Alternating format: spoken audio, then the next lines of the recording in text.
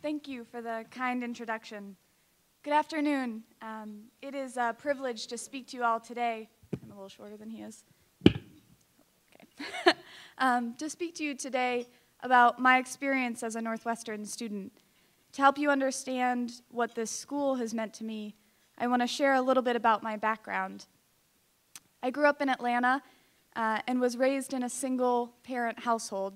My father passed away when I was very young, and my mother has run a small business while raising me and my two older brothers for the past 20 years.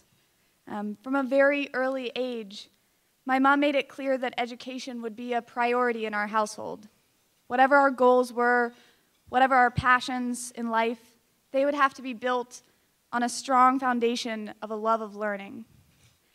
I discovered my passion in middle school. It was debate. Debate changed my life. I have, from a young age, been instilled with a deep belief in the power of education.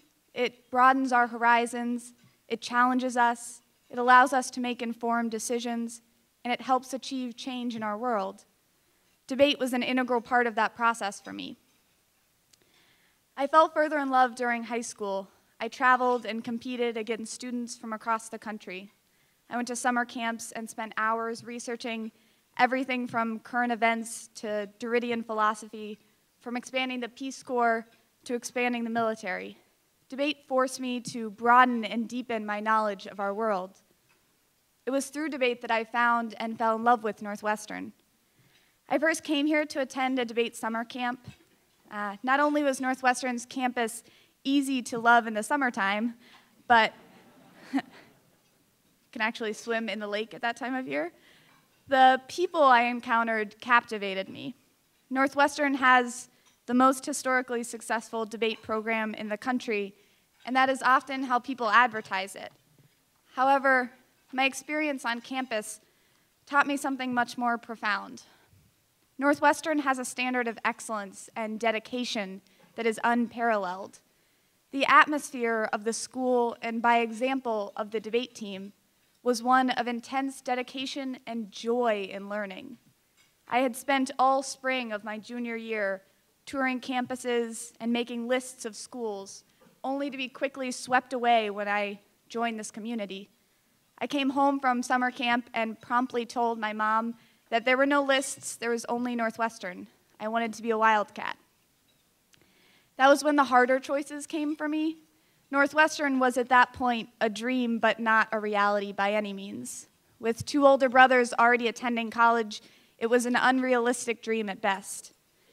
Without the incredible opportunity provided by the O&L Kuhn Hardy Scholarship, it would never have become a reality. And what an incredible reality it has been. I have debated for 4 years at Northwestern. The people that I have met have become my family and my closest friends.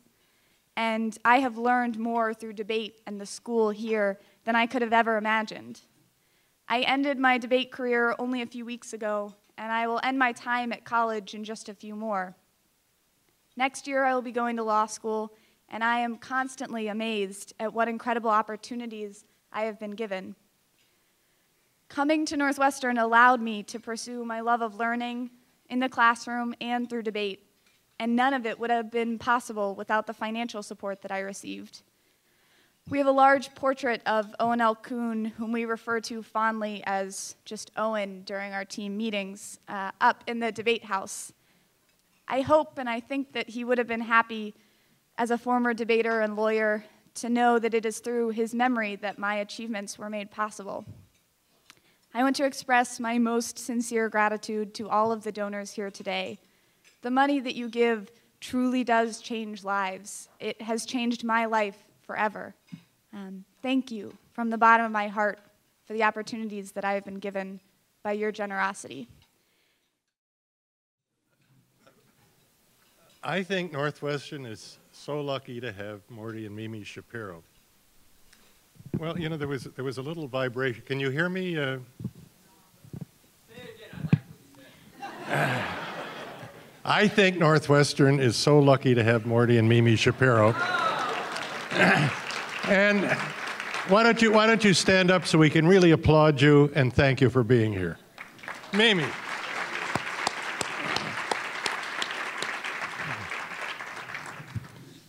Now, excuse me, I think I was invited here to say thank you to the donors.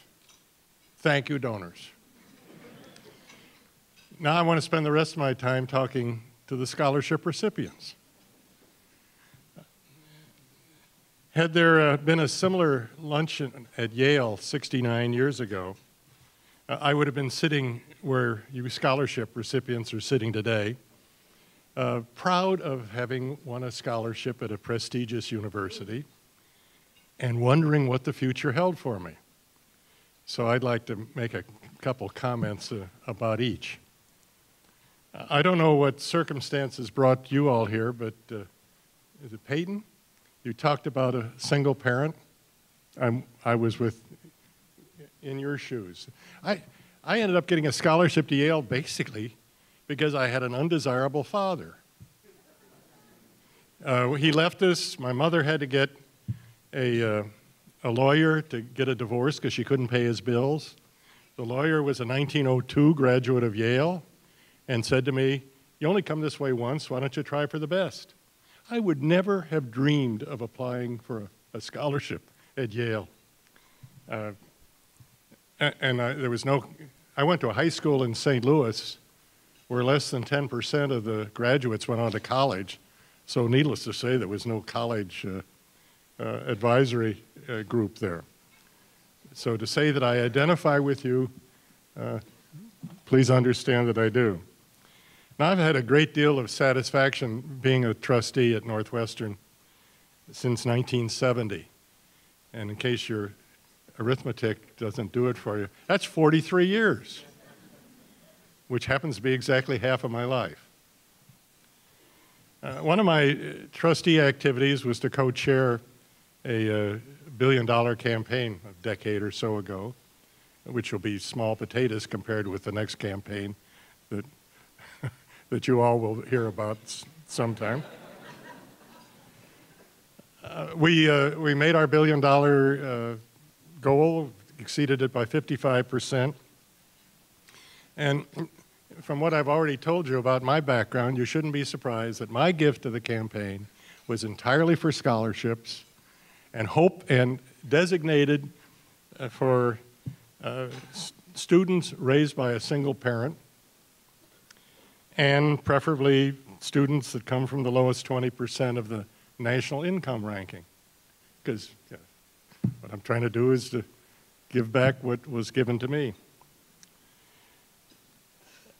And that brings me to the first of my two messages. I've raised money for Northwestern, Yale, the Harvard Business School, where I also went on a scholarship.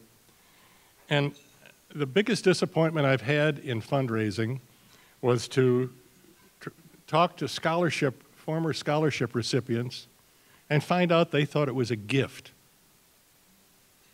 If I have no other message to you that you remember, please remember that I said it's not a gift, it's an investment. And it's an investment in you so that, as Marty was saying, when you get to be successful, you will return that investment to others as my generation and others have helped you get through university. Excuse me. Now, Marty will tell you that the ranking in U.S. News, is that where it is, always is influenced by alumni giving. And I would say to you, I don't care how small the gift, and I've said this to my own children, I don't care whether it's $5 or $10 or what it is, every year you ought to be giving to every school you went to, because that is counted on as the degree of interest that the alumni have in their university. My second message to you relates to the fact that you're wondering what's going to happen to you in the future. And again, I'll be personal. When I was in business school, I wanted to work in an advertising agency. It seemed like a very genteel way to make a high salary. Between business school and the Air Force, I worked in a New York advertising agency. And I'm sure you've all watched Mad Men. Well, the Mad Men of my day helped me decide I did not want to be in the advertising business. The men weren't worth a darn in the afternoon after their 2 martini luncheons. And the women, believe it or not, who were account executives, so as not to be confused with the secretaries, wore hats in the office. And these were the people that were supposed to be talking to the neighborhoods I grew up in. It